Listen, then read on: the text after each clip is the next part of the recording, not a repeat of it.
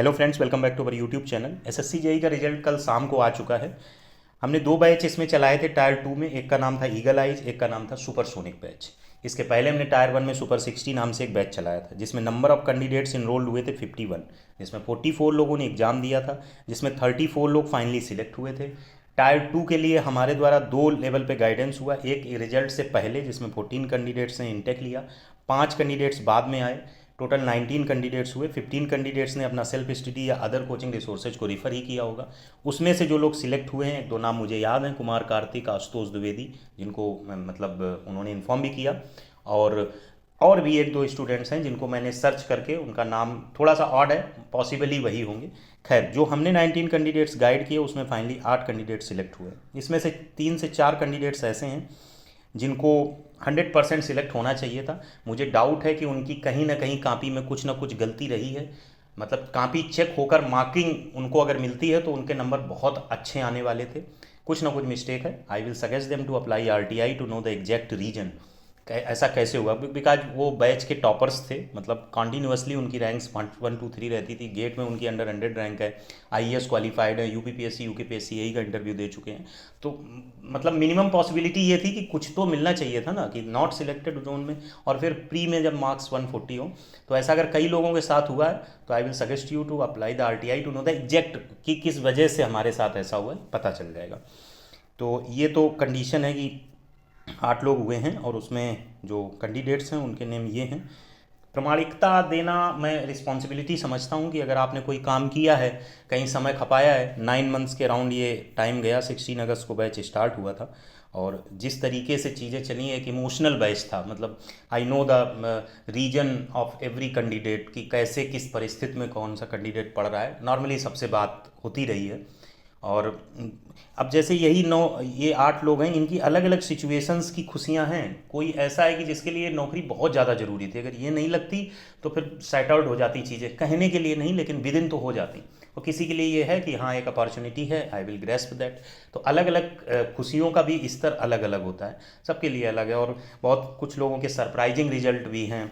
जैसे मुझे उतनी उम्मीद नहीं थी कि शायद एक गड़बड़ ना हो जाए इसका, लेकिन अंदर से प्रेरणा रहती थी कि पूरी जान लगा के तुम्हें वहाँ पियर होना है। क्योंकि मार्क्स अगर प्री में कम है तो एक उम्मीद कहीं धूमिल रहती है अंदर अंदर। तो फिर भी जो भी परफॉर्मेंस हुई है, और जो अदर कैंडिडेट्स जो नहीं हुए हैं, अगर आपका रीजन ऐसा कुछ आता है कि साइन गड़बड़ है या कुछ वहाँ मार्क करना होता है वो गड़बड़ है उस वजह से, तो ये लापरवाही में ही आएगा। इस बात को ध्यान रखना होता है। और अगर परफॉर्मेंस में कहीं आप गड़बड़ किए हैं, वहाँ लिख ही नहीं पाए हैं, कोई फियर जोन में चले गए, तो आपको प्रिपरेशन फिर से करनी पड़ेगी। हताश होना नहीं होता है लाइफ में। लाइफ तो पार्ट ऑफ गेम है, एक हिस्सा है खेल का, स्टूडेंट लाइफ कम से कम। तो इसमें हार जीत तो लगी रहती है। क्रिकेट बॉल जब एक खाली चली जाती तो हम अगली गेंद का सामना करते हैं। तो ये कैंडिडेट्स हैं। इसमें एक मिस इन्फॉर्मेशन हो गई थी। Dilip Gupta is selected in MES. तो एमईएस में 3 लोग हो जाएं, सीपीडब्ल्यूडी में 1 और बीआरओ में 4 लोग। तो ये रिजल्ट रहा। पहला बैच था, और जो संसाधन थे वो बहुत सामान्य थे। हमने बहुत ज़्यादा डिटेलिंग में वीडियोज नहीं डाले थे, क्वेश्चंस के बेसिस पे थे। टायर 2 में सबने बहुत मेहनत की। मतलब मेरा भी मन कहता, जो लोग नहीं हुए हैं, अगर मैं भी उनकी जगह वो जोन में होता तो एक हर्ट तो होता ही है कि आप लगातार 50 दिन 60 दिन लिखें, बैठ के चीज़ों को करें और नतीजे ना निकलें। खैर, प्रयास करने वालों की हार नहीं होती है। वो फिर से उस प्रयास में कुछ करेक्शन करेंगे और उसमें जीत हासिल करेंगे। अब ये है कि अब अगला कुछ सोचा जा सकता है।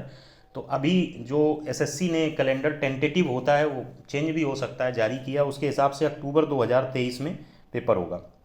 पिछली बार नवंबर 2023 में हुआ था। पिछली बार बैच 16 अगस्त को शुरू हुआ था। तो इस बार हमने बैच को शुरुआत करने की तारीख 16 जुलाई रखी है। पिछली बार बैच का नाम सुपर 60 था, 60 लोग थे। हमने इस बार अभी फिलहाल के लिए बैच का नाम रखा है मैजिकल 30। अब रीजन जानिए, क्योंकि इस बैच का काम ही यही है कि हमें एसएससी जेई को क्वालिफाई करना है। मतलब we have to give the time on the daily basis 2 to 3 hour for this particular exam. मैं ये मान के चलता हूँ, इंजीनियरिंग फील्ड के कैंडिडेट के लिए एसएससी जेई एक तरीके की ऐसी जॉब है जिसको हम मतलब खींच कर ला सकते हैं अपने हिस्से में, बहुत अच्छी अंडरस्टैंडिंग से, कॉन्टीन्यूटी से, प्रैक्टिस से, उसके नेचर को समझ के, अवेयरनेस के साथ उसको खींच के ला सकते हैं। बाकी जैसे एई है, ईएस है, गेट रैंक्स हैं, ये एक्स्ट्रा ऑर्डिनरी जोन की मेहनत मांगती हैं। इधर हार्ड वर्क कॉन्टीन्यूटी बेसिस पे एक लिमिटेड टाइम में आपको काम करना है। तो इसमें हमने टायर 1 प्लस टायर 2 बैच इसलिए इसका नाम रखा कि हम नहीं चाहते हैं कि इसमें से एक भी कैंडिडेट छूटे। एग्ज़ाम में आपको टाइम से पहुंचना है, उसके पहले बीमार नहीं होना है। अगर किसी की डेथ भी हो जाती है, वो मेरा बहुत अपना है, फिर भी अपने आप को सेटल्ड नहीं होने देना, क्योंकि जिन लोगों के एग्ज़ाम छूटे उनमें यही रही कि आपकी फिजिकल हेल्थ इतनी गड़बड़ है कि आप पहुँच नहीं पा रहे हैं, या आपके फादर की या आपके पेरेंट्स की तबीयत ख़राब हो गई, एक्सपायर होगा कोई, फिर आपका मन टूट जाता है। हम कहेंगे कि मैं समझता हूँ कि वहाँ क्या कंडीशन होती है, तो फिर भी कोशिश करिए कि कोई पेपर ना छूटे। और इसमें मेरी कोशिश ये है कि एक भी कैंडिडेट ऐसा ना हो जो इसमें सिलेक्ट ना हो फाइनली, और इसके पीछे पूरा फोर्स रहेगा। तो अब इसमें जगह बनानी है, 30 ही कैंडिडेट रहेंगे। इसमें जगह बनाने के लिए टेस्ट, एडमिशन टेस्ट फिर से रहेगा 16 जून को। रिजल्ट डिक्लेयर होगा, फी सबमिशन 10 दिन हमने रखा है ताकि सहजता से अपना आप आसानी से सबमिट कर सकें। बैच 16 जुलाई से शुरू होगा, और जो टेस्ट होगा उसमें टेक्निकल जीएस रीजनिंग का वही 200 नंबर का क्वेश्चन पेपर, 2 घंटे का, 200 क्वेश्चन, मैक्सिमम मार्क्स 200 नहीं, 200 क्वेश्चन, 100 क्वेश्चन टेक्निकल के, 50 क्वेश्चन जीएस के, 50 रीजनिंग के। जो सीम रहता है वही सीम रहेगा, जो ऑफिशियल टेस्ट पेपर होता है वही सिचुएशन आपकी रहेगी। तो इसको आप अपने लेवल पे, ताकि उस जोन में आए, जब आप इस टेस्ट की तैयारी करेंगे तो उस जोन में जाएंगे।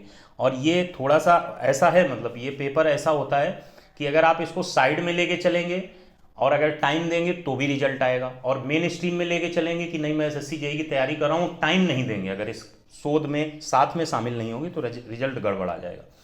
तो ये चीज़ है। अच्छा, अब ये है कि जो 30 में नहीं होंगे, क्या उनको गाइडेंस मिलेगा?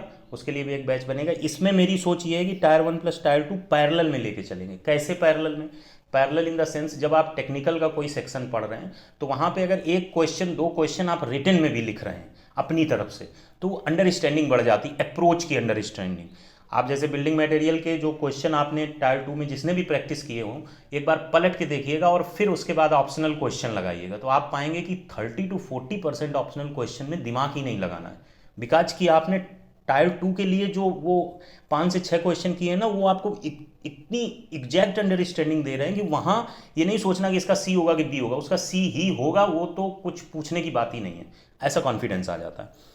तो ये एक रहेगा।